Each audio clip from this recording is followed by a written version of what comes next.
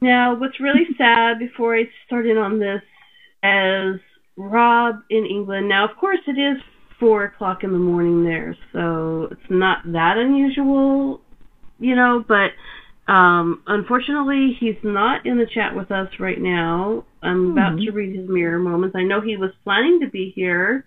I know he was watching Lord of the Rings earlier, and it's a lot of mirror moments in Lord of the Rings, but maybe like we were saying before we started recording, he ended up watching the extended version of all 3 movies and then went to sleep. I don't know, but unfortunately, I know he's going to be very sad when he does wake up and realizes that he missed it.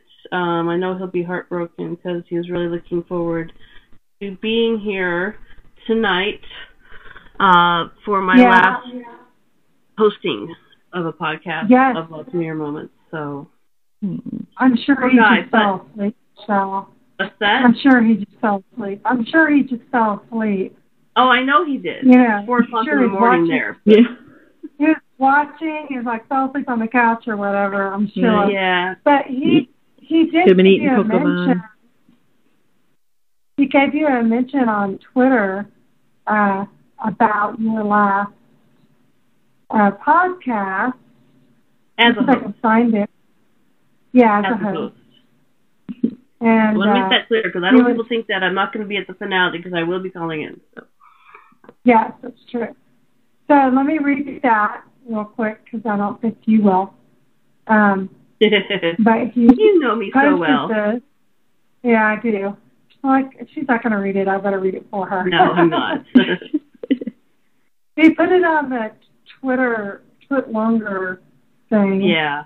They put, well, today is the day that the Genius Lost Memories podcast hosting of Lost Fangirl comes to its natural conclusion. It is such a shame that a genuine talent is scheduled to end this quickly. If you are aware of Michelle's extraordinary skill, then please join me in urging her not to waste it and to audition for a paid radio broadcasting. So there you go. I know. He tells me that all the time. And Ms. Wendy, I don't know if you caught up on all the information, but you and I have never discussed this before. But Rob's my boyfriend. So in case we made that reveal on a recent podcast, and he called in, and it wasn't an April Fool's joke. It was for real. But he's great, and I just kind of kept things between us, but didn't announce it to everyone right away. But I wanted to make sure that you knew, Ms. Wendy, because you've been such a great contributor to the podcast and supportive of Rob. I know you've always enjoyed his MiMo's and his humor. He's called into the show a couple of times, and he could never get the stuff on TalkShoe to work, unfortunately, but he has called in and on a couple of recent podcasts, including Ms. Wright's podcast. So if you haven't gotten a chance yet, I encourage you and everybody else to listen to Rob. He's got a wonderful voice. He should also be on radio. And actually, the first time I went to visit him in England, we were on a radio show together, which was really fun. But I don't know if I will ever actually do that. I know he keeps asking me to try out for radio stations. But anyway, I thank Rob very much for his support, both in just supporting me behind the scenes and also contributing to his mirror moments to my shows as well as to Ms. Wright's shows. He's been such an integral part of the podcast, and I hope that he will get a chance to call in, maybe even on the finale. I don't know, but I know that he does have some great mirror moments, so I will go ahead and read those out. Okay, so here's Rob Lost Heart to Kate's mirror moments for this podcast. He starts out saying, recently on a local community radio station to me, There was a feature that included mention of a village close to where I reside. And within this village there are 2 pubs. The one I have visited is named the Rose and Crown. Oops, excuse me. That dog barking is distracting me. Okay. The one that I have visited is named the Rose and Crown. And the other one is named the Black Horse. And he has a link for that. So, of course, being a MiMo to Rose on Lost and the Black Horse that was on Lost. So there's a link for that. You can all check out. I put in the chat. And continuing on with Rob's Mirror Moments. The movie The Hurt Locker has recently been screened a few times over here on British TV. One mirror moment for it is that Evangeline Lilly is a member of its cast. And the other mirror moment for it is that if you remove the last letter of its title's 3rd word, you are left with the surname of yet another cast member of Lost. Right? Yeah. And I have to add something here, because I was talking to Rob earlier on the phone, and I was reading these out, and I said, you know what else? If you take the 2nd word of the movie title and remove the last letter and add the 1st letter of the 3rd word and the 5th letter and then add a Y, you have another character from Lost. You guys are crazy. I don't get that. Oh. It's like those number ones where it says 1 + 3 = 4, and it's a number. Kind of like that. Kind of like that. Okay. That is funny. I couldn't resist. Okay, the next one. In the past week, whilst waiting for a good show to be screened, I had to endure Smallville. And on the episode I was watching, there was a Lost weekend celebration, and 2 characters mentioned letting go and moving on. So that was very cool. And on Friday, I watched a movie entitled Taken, and one of the movie's stars is Maggie Grace. We know her as Shannon.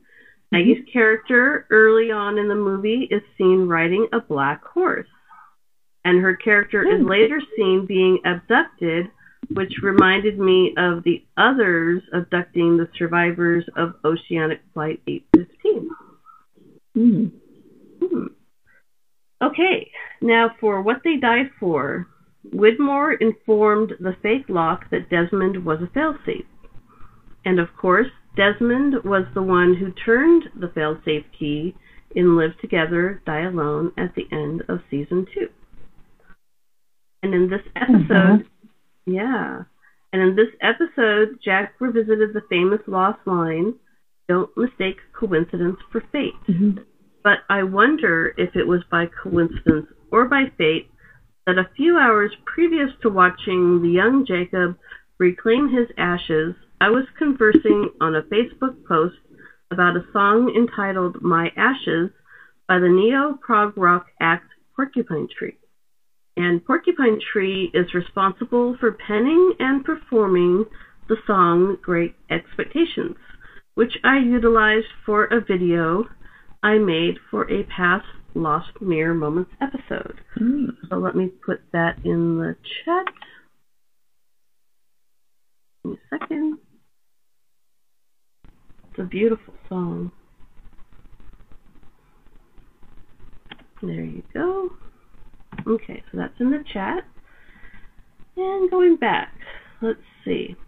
Okay, so here's some flash forward MiMo's from Rob, because, you know, the finale podcast, and he's still going to plan to be there in the chat, but it's going to be a busy podcast. So he decided to do some flash forward MiMo's, and here's what he has for the end. When Juliet said, "If you unplug it and then you plug it back in again, the candy just drops right down. It reminded Rob of the IT Crowd, which is a TV show over in Britain, but you can also watch it on Netflix. Catchphrase on the show, have you tried turning it off and on again? And and is it definitely plugged in? And also, next to the Apollo bar on G23, a lost lottery number in the vending machine, there was a candy bar named Avalon. And this reminded Rob that there is a mythical and magical island in the this is hard to say, you try to say this, in the Arthurian legend that goes by the same name. The name Avalon is derived from the Welsh word afal, which in English translates to apple.